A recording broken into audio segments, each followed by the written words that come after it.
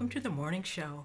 We're coming to you today on WJOPLP Newburyport at FM 96.3 on Channel 9 and on Newburyport Community Media's YouTube station at ncmhub.org. I'm your host, Mary Jacobsen, and I'm delighted to welcome two co-hosts for Newburyport Community Media's newest show, Lifting Your Spirit. Reverend Joel Grossman is here. He's an interfaith minister, director of spiritual services for Constellation Hospice, and he's also a spiritual coach. We also have co-host Ted Jones here. He's a meditation instructor for North Shore Insight Meditation Center and a workshop leader who explores the intersection of Buddhist and Christian meditation traditions. Lifting Your Spirit airs every third Wednesday of the month at 11:30 a.m. on Newburyport Channel 8. So first of all, Joel and Ted, welcome to the morning show, and thank you so much for taking time to be here. Well, thank you for having us. Mary, it's a pleasure to be here. It's a pleasure to have you here. Well, first of all, tell us more about your show, how you generated the idea for Lifting Your Spirit, how you knew each other, and how you decided you wanted to collaborate, and how you hope your show will impact your audience. Yeah. Well, I decided about a year ago that I would take my favorite activity, talking about spirit with people, and make it available on a donation basis to others, spiritual coaching. And then I thought, well, that's great, but it's a little limited on how many people I can touch and have that connection with. So I know about your show, and I think it's wonderful. And I said, well, maybe you could do something like that with Newburyport Hub as well. And Ted and I have been in a men's group together for, what, 8-10 years now? Yeah, at least that long, maybe. Yeah, maybe longer. Yeah, maybe a little longer. So we got to know each other and started taking walks together, and a lot of the time on the walks is talking about spiritual life. And so I said he'd be a great person to do this with. Wonderful. So I got here because Joel asked me, and I thought it was a great idea, and I'm very pleased to be part of it.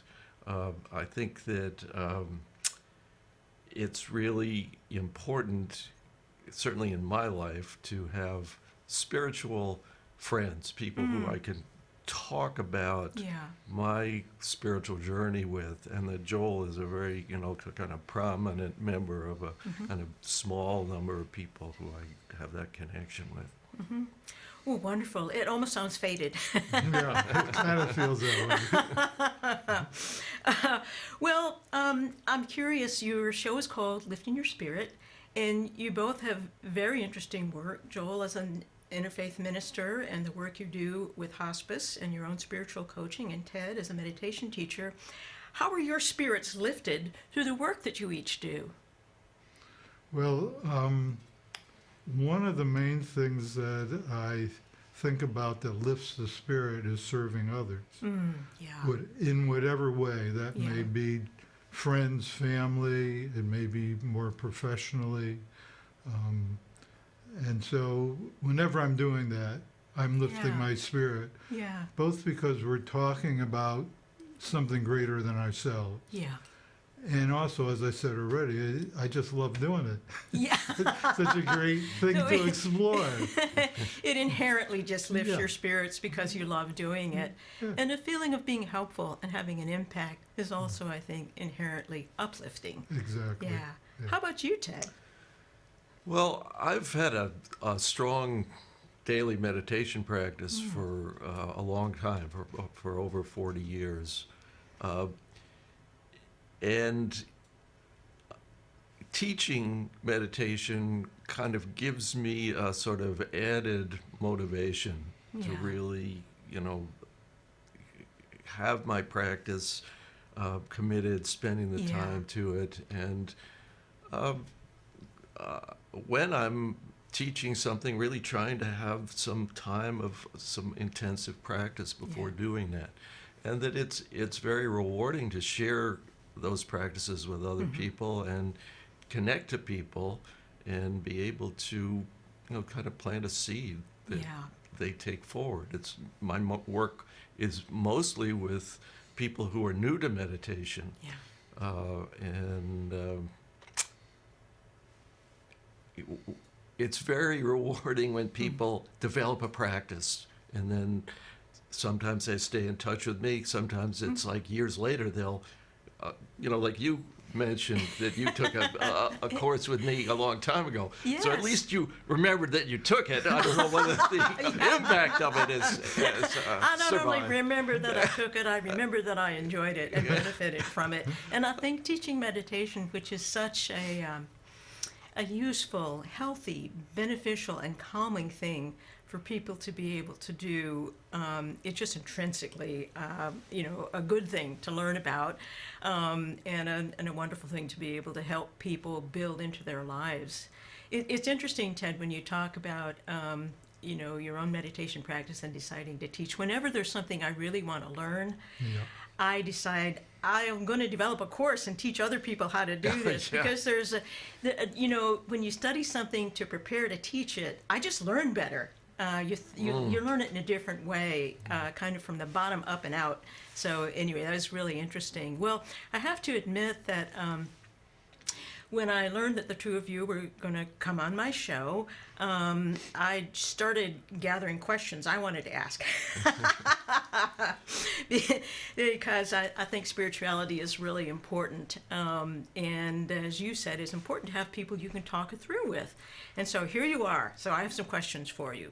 Now, one of them is, we're living in what I personally, and I think a lot of people share this feeling of deeply, deeply challenging times. Emotionally, spiritually, in so many ways, threats to democracy, planetary catastrophe, climate change by that, and, seem to be an upsurge in many different forms of hatred and intolerance. And I often suffer, a friend of mine calls it species alienation. I know it's a good way. It's a good way to put it, isn't it? Very. And so it can be dispiriting, to say the least. And so you're both very spiritually aware and thoughtful people. So I wanted to ask you, how does your spirituality help you to cope with the times we're living through and find hope? You want to? I didn't say my questions. I didn't say they'd be easy questions. The spiritual questions often are the hardest ones. Anyway, who wants to take it? Well, my spiritual practice is around prayer. Yeah. And personally Jewish, and it's very liturgical. So, but within the routine of the practice, there's a lot of room for contemplation and thought and reflection. And so all these issues hit us emotionally. Yeah. And then our minds start getting very active. And Yes. how can we deal with this? What's going to happen? And as a means to calm down from that, to step back from that, to center, which is where I think of as our spirit is resides. It helps us to, in stepping back, have some clearer thinking rather than the reactive thinking. So in my prayer time, I find that I quiet a bit and I think about things in a more objective but also hopeful way. Interesting. So that kind of clearing, I'll put it this way, clearing down to the center, the inner space you can get to through prayer, is a place that helps you think more clearly.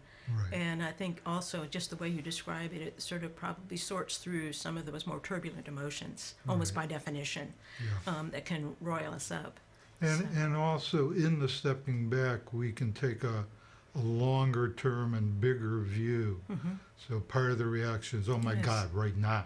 Yeah, yeah. And when we think about long term, when the Jews were in Egypt and slaves and having a very hard time and calling out to God for help, it took quite a while for God to show up. God not always known for the quick response time of the Right, deity. Yeah. right. Yeah. But in my reflecting on that, it helps me say, Interesting. as time goes Yeah, on, we'll right. see what happens. Patience. Yeah. Yeah. How about you, Ted? Well, I think that in answer to that question, start with, how did we get to this point Yeah. to begin with? And I certainly, agree with that thing of the thought of the species alienation.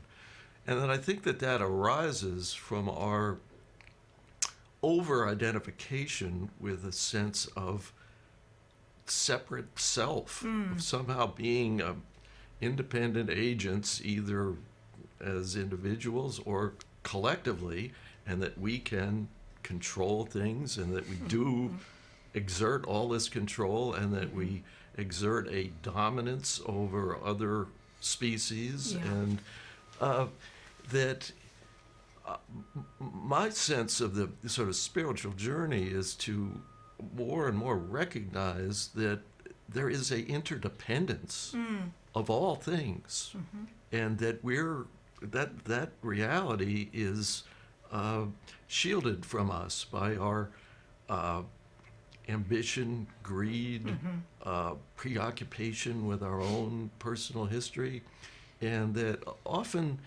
there's a metaphor used in spirituality of waves and ocean, and that as individuals we're waves, and we can look around and I can see the wave that's Joel, and I can see the wave that's Mary, but that deeper than that, we're actually all not just part of the same, actually the same, that there is a true nature, and that once that's realized, there's sort of conflict between the waves, which includes, the waves of, animals, plants, whatever, that you realize that it's all part, we're all part of the same thing.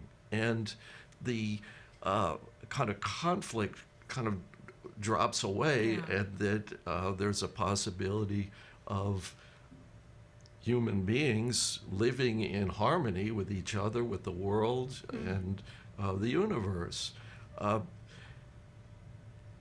And what I see is that there is movement collectively in that direction. That if you, back when I started meditating, you could go to the Insight Meditation Center in Barre, Massachusetts, which is kind of the mothership for Yes. that insight meditation in the East anyway. And you could sign up pretty easily and go to a retreat. Now there's waiting lists, lotteries to get in, that there is just a tremendous Interesting. interest. And that, so the optimism, and it's hard to feel it, but the optimism that I feel is that there seems to be a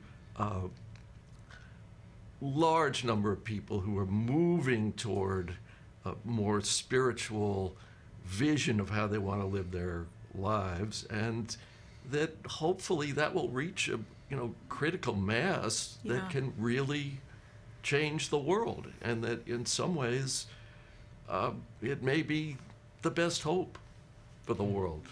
Yeah, that's a really intriguing way of thinking about it, and a very hopeful, optimistic way of thinking about it. To build upon your analogy of the wave, it's like there's an ocean of being. Yes. And when we can kind of shift our perspective and leave our egos behind and recognize the connectedness, the interdependence Yes. among us all, then we shift. Yes. It's like the larger perspective that you were talking about, Joel. There's a connecting link, a connecting thread there too. And of course, the kind of anxieties that that lead to species alienation are the ones that are covered by the news every day. Yes. And the phenomenon that you're talking about, it's not like there's going to be a headline Berry meditation seminars sold out. Yeah. You know, waiting lists and lotteries for spiritual advancement. So anyway, Yeah, that's a good point. That's a very good point. Along these lines of the movement of things, from my meditation and yoga experiences way back, late 70s, I started teaching stress management programs. Yeah. Called it the art of relaxation. Ah. And this is a real experience, but as I tell it, I always say, did that really happen? In the late 70s, I would get excited about seeing the word stress or relaxation in a newspaper or a magazine. It wasn't part of our culture. We didn't think about that. I'm old enough to remember when stress was a medical word. Yeah, right. It wasn't like in every adult ed catalog. Right. So yeah, it's good to remember those things because we can tend to lose touch with where we came from and where we are now. And there are lotteries at the Berry, you know. So anyway, well, thank you. Those are both hopeful responses and food for spiritual reflection. I'm curious, because I've often wondered, what if people don't believe in God? Can atheists have a spiritual path? Absolutely. I have some ground rules about talking about spirituality, and the first one is everybody is spiritual. Now, people will say, I'm not spiritual, which means that they're not consciously and actively involved in a spiritual practice, particularly religion. And I'll talk a minute about religion versus spirituality. So I'll say to people, if you're not studying something, do you say you don't have a mind? Ah, okay. If you're not physically active, do Yeah. you say I don't have a body? Yeah. You know, if you're not emotional today, do you say I don't have emotion? Yeah. We all have thinking, feeling, Bodies. bodies. Yeah. We all have a spirit. Sometimes in life that's conscious and active. Sometimes not. And for Yeah. some people, never. I mean, Yeah. it's just not where their head goes. But it doesn't mean they're not spiritual. Yeah. Well put. Yeah. Absolutely. Yeah. Ted, So- did you? Yeah, I certainly agree with Joel. I don't think belief in God is necessary for spirituality. If we go back to that analogy of the ocean and the waves, that the shift where a person becomes much more kind of ocean oriented and less preoccupied with their own personal story, that as you go deeper into that ocean, things become stiller and stiller. There's a deep silence and presence that for some people would be called opening to the presence of God. Buddhists would look at that more as emptiness of self. And atheists can call it anything they want, but that is still accessible, and It's it still a doesn't have to phenomenon, have an overlay of any kind of religion on Yeah. top of it. Yeah. Interesting. Well, thank you both for those. I knew you'd be good on this. And now I have another one for you, because there certainly is and it's a question that I spend more time reflecting upon the older I get, of course, because you become aware, I think, necessarily of mortality. And you're both such thoughtful, clearly, and spiritually aware people. Do you think this life is our end? I don't. And I think that, again, going back to the ocean, you know, the waves break on the shore, but the ocean is still there. Yes. And that's what remains, Yeah. and that's in us already. You know, it's kind of veiled from us by all our thinking and preoccupations, but that's still there. That there is some feeling of being, just a simple feeling of being that is actually the same if we think about it, that at 10 years old, sometimes you have the feeling, well, I don't actually feel in some way any different than when I was a kid. Well, that's because there is something there that is kind of pure awareness itself, and certainly the non-dual teachers will take the position that that is actually shared by all of us. Interesting. And that survives our own personal death, the death of the wave hitting the shore. The ocean is still there. That is a really productive metaphor, the ocean of being, isn't it? Yes, and it is. I understand what you're saying. When I used to take classes in Buddhism, and there'd be the phrase, the beginningless time, and I thought, what's that? Actually, once had a moment of insight where I thought I understood it, and then it vanished. But that's kind of what you're talking about: beginningless time and endless time, eternity, really. Yes. So, and that ocean of being metaphor really helps me. Thank you for that. Yeah. How about you, Joel? I believe that in some form, in some way, I don't know how to describe it, that our spirit continues on, both in the transition time and in some way reincarnated, coming back, maybe not in bodily form, in some form. And part of my practice in my daily prayers is for all the people I've known that have died, I pray that they will have a good return, whatever that might be. That's a beautiful prayer. Yeah. Thank you. Well, thank you both for that. I appreciate it.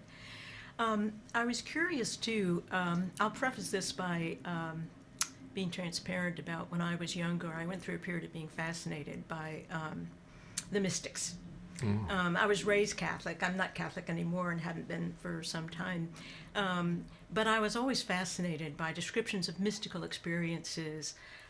Teresa of Avila, Teresa of Lisieux, Julian of Norwich, and I used to spend a good bit of time reading biographies. I thought if I read about it enough, maybe I could have one. It turns out just reading about it doesn't do it. I'm sure you know that.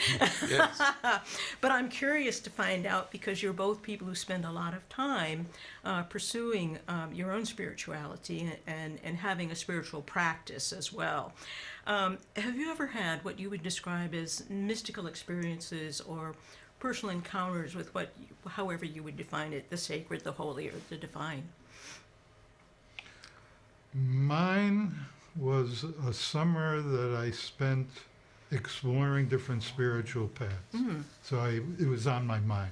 So I have to preface this experience with, I was kind of ripe.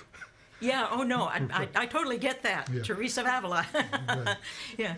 And I want to say about that, I think the reading that you talked about doing helps. I mean, it's not it's not it, Yeah. but it's opening us. Yeah. So I was spending some time around Satchidananda, early guru from India in Pomfret, Connecticut. And I was driving back, and there was like maybe 3 seconds of just feeling like connected to the road, the cars, the trees, just a sense of connection. And that's what the mystics describe, Joel. That's exactly what made it so appealing to me, this idea. It's kind of like being one with the ocean, but aware of it. It strikes me. Wow, that's really interesting. You know, people usually think of mystical experience as very dramatic and, you know, symbolic and what. It was just a moment of a sense of connection. It didn't last long. And it just let me know. But it's etched in your that- memory, Yeah. clearly. How about you, Ted? Well, I certainly got a big jump start during my college days when I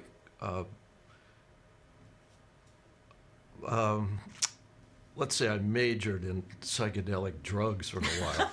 I lived through that era.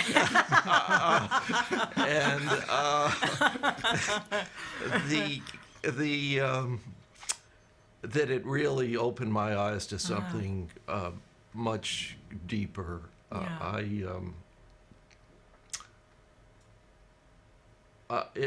knew that it was important enough. I wrote some stuff down, and I haven't read it for a long time, but I've always remembered this, that one of the things that I wrote down while I was on an LSD was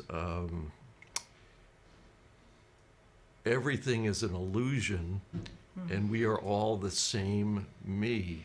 And if you translate that into the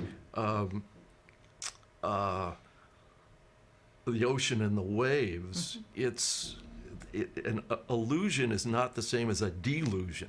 An illusion is just that things are different than how they seem on the surface. So the waves aren't separated ultimately from the other, but they're all connected, and they are all in that ocean, which is the same me. So those experiences really are what caused me to follow a path of meditation to begin with. Oh, interesting. It became very clear that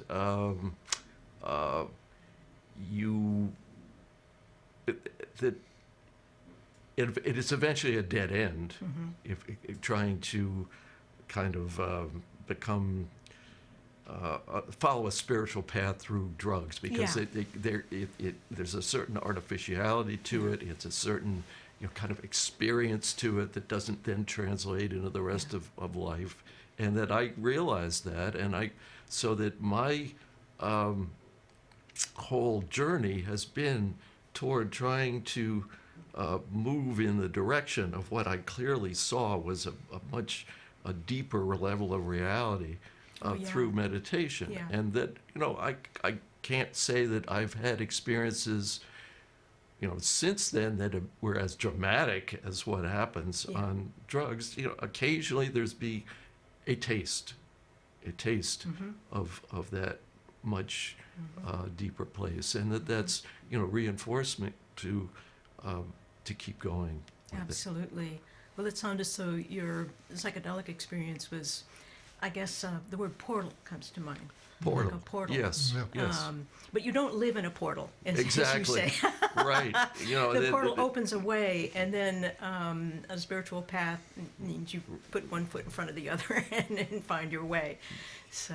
Yes, Alan Watts, in addressing that thing about the drugs and the portal, and then moving on, he said, when you get the message, hang up the phone.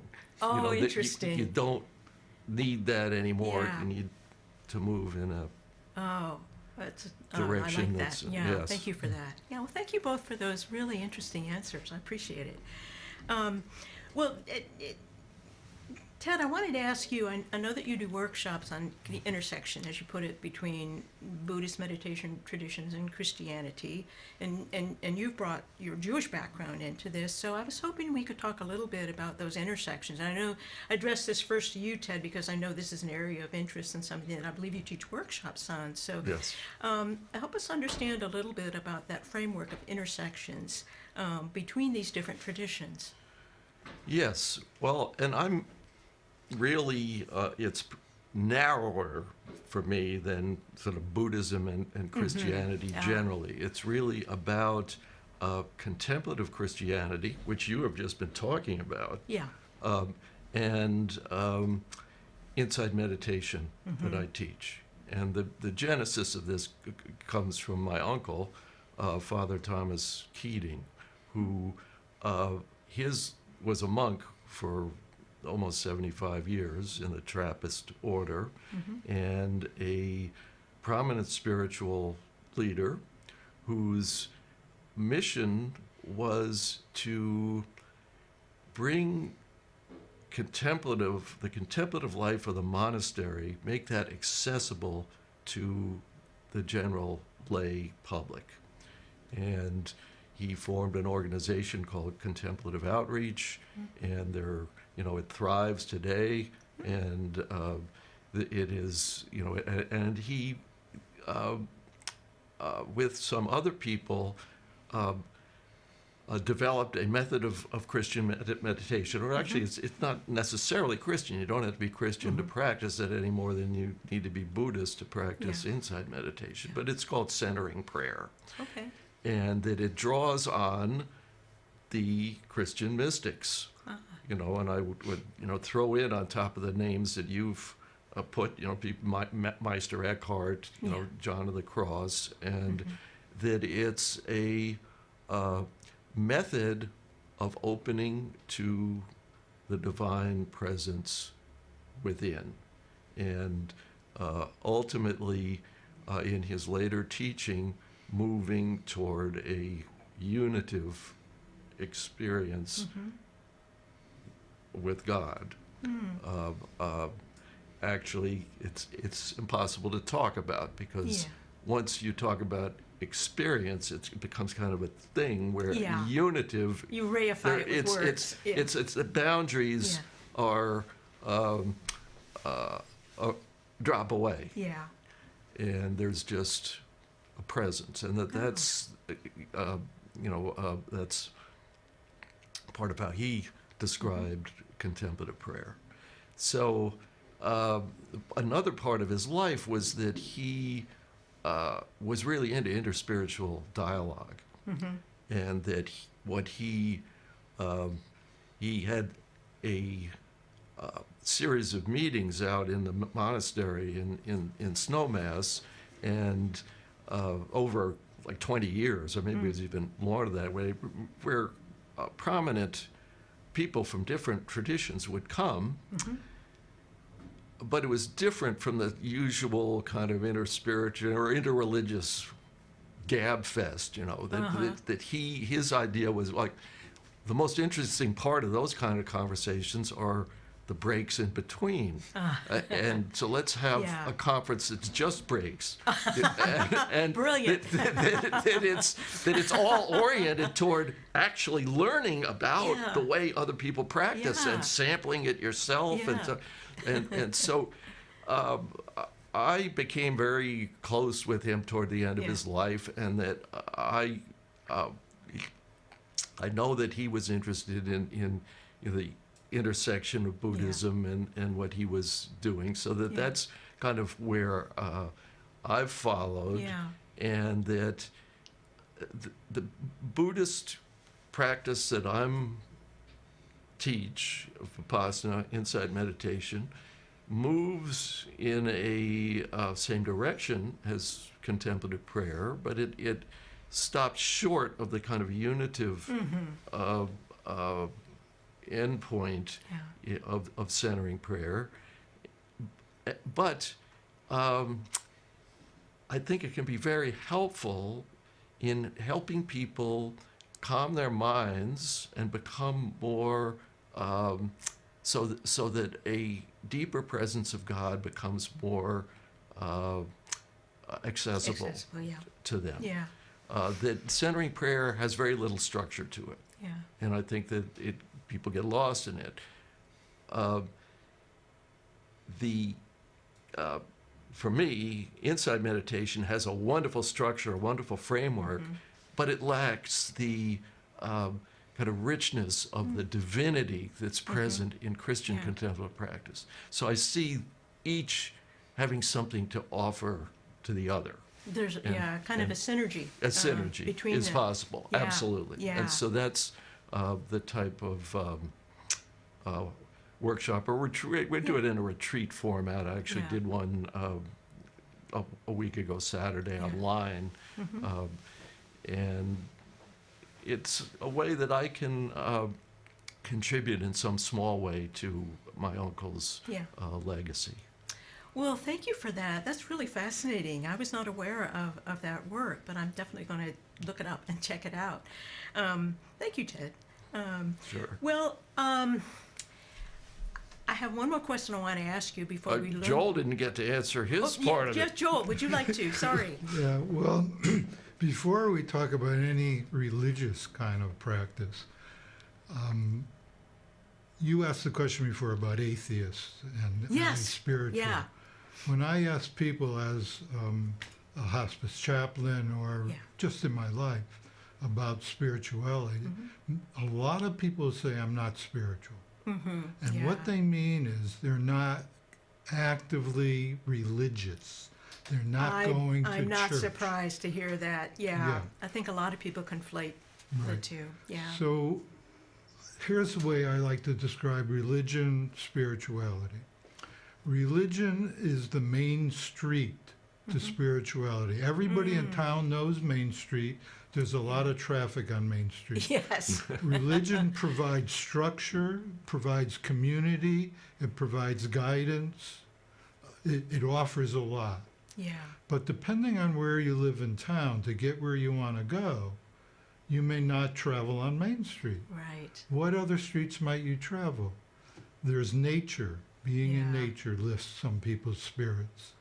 The arts, whether participation or viewing. Right. Watching a moving television show or a movie or reading a book, along with writing and drawing and Yeah. relationships. Family, friends, the Love. connection, the love. Yeah. That lifts people's spirits, takes them out of themselves. And as we talked about before, service. Oh, yes. Right. Absolutely. There's many trails and many pathways other than Main Street. Right, right. Yes. So that's part of what Lifting Your Spirit, this show, is about. So Yeah. we've had Reverend Rebecca Bryan from the UU Church. We've had Pastor Steve Notice from Hampton Methodist Church. The next one we're going to have is Debbie Szabo on poetry. Oh, that's perfect. and how reading poetry, writing poetry, writing in general can lift your spirit. So before I say anything about a religion, Judaism and related to other religions, I want to really emphasize the point is you don't have to be religious to find ways to lift your spirit. Right. Okay. Absolutely. I love that metaphor about the Main Street and the many other pathways because there's any. Now they're limitless, really. Well, let me tell you my favorite story about other Please pathways. do. Okay. Early on in my hospice chaplaincy career, I went to a patient. He was a home patient. I walked in. I'm the chaplain. He said, "Look, I'm not interested in any of that religious, spiritual stuff. But if you want to just hang out, I enjoy company." Well, as I got to know him, I realized, and he made very clear, that the thing he was missing most in his life was watching the Red Sox. Because of his disease, he couldn't stay up to see the games. He just kept falling asleep. Yeah. And it really lowered his spirit. Yeah. He didn't want to live anymore. A lot of other things were taken away, but not being able to watch the Red Sox was like, I'm done. When I told him the games are repeated the next day at noon, and he started watching them, his spirit really lifted and he wanted to go on. That's a great story. So, We're all individual in the things that lift our spirits, aren't they? Anything from poetry to opera to the Red Sox. right. That's a great story. Thank you for that, Joel. Sure. Well, we're running out of time for today, and it's just been wonderful talking to you both. And now we know who's going to be your next guest. Debbie Szabo will be your next guest on be the third Wednesday in April. Do you recollect the date? What's the 19th. The 19th, April 19th, 11:30, Channel 8. Yeah, And but then, if of course, people, just like with your show, if they don't get it live, there's YouTube, there's SoundCloud, yes, there's the Hub's website. Yeah. Yeah. it's easy to go. It's easy to find afterwards. Just go to the website ncmhub.org, click on YouTube, and then click playlist and scroll down, and you'll find Lift in Your Spirit. Or click on the cloud icon in the upper right-hand corner, and that will take you to the SoundCloud. And similarly, just scroll down until you find it. Thank you both so much. It's been wonderful to have you here. I've learned a lot. I've been inspired, and I have some great metaphors and analogies now to reflect upon. Joel, would you like to share? I know you do donation-based spiritual coaching, and I believe you have a website. Would you like to share your website so folks can look you up? Thank you. The website is spiritualjourneysupport.com. Okay, easy to remember. And Ted, I know that it was the Newburyport Insight Meditation Center, and then you lost your building, and now you're North Shore Insight Meditation, and I believe you're in transit a bit. But we were talking ahead of time. I think people can look for a new website forthcoming. Yes, I think certainly by the end of next month, there should be a new website for North Shore Insight Meditation Center. And in the meantime, there are some offerings which are offered through Internal Arts of New England, which is a Tai Chi studio mainly in Salisbury that's been very willing to rent us space to do some teaching there. And there are, on their website, you can find some offerings by North Shore Insight Meditation Center. Excellent. Thank you both so much. It's been so enjoyable, so much fun to talk to you, and a really good learning experience. I really appreciate it. Thank you so much. Thanks for having us. It's been a real pleasure, Perry. My Thank pleasure. you. Well, that's it for today's show, everybody. Please join us again next Thursday at 9 for the morning show. Till then, everybody be well.